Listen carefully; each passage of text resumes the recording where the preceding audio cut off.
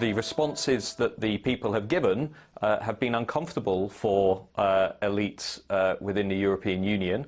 As a consequence, they are now calling for those referendums to be stopped. The European Union itself is suffering from a lack of legitimacy at the grassroots among ordinary voters. The EU is now feeling this challenge in a very real sense. Of course, we've got these big elections coming up where we will likely see these calls for further referendums and further popular uprisings increase. Well, 2017 seems likely to carry the torch forward, since last year's Brexit sent shockwaves across Europe and gave a major boost to many anti-establishment parties.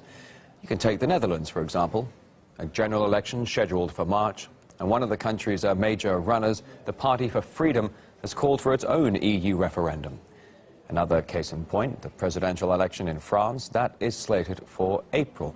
Marine Le Pen, the leader of the National Front Party, has been nicknamed Miss Frexit, as she's long talked about leaving the Union. Needless to say, those in Brussels are none too pleased with the new trend. We can't deny or take away the people of Europe's right to express their views. Referenda on EU membership, I think it's not wise to organize this kind of debate.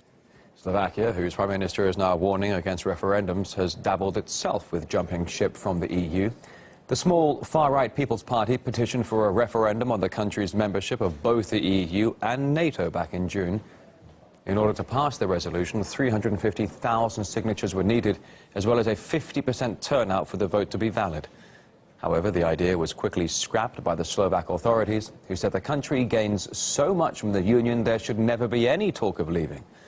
And ironic as it may sound, it was indeed a referendum that led to the country joining the EU in 2004. Well, we spoke to Robert Oulds, chair of the Bruges Group think tank. He believes EU leaders are simply too isolated from the will of their people.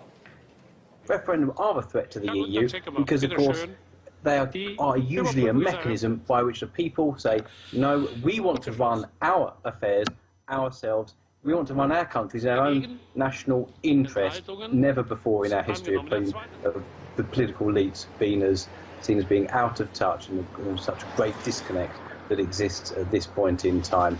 So really they need to recognise, they need to stand back and let the people be making their own decision on important constitutional issues especially, and of course on more domestic issues. That's where the future lies.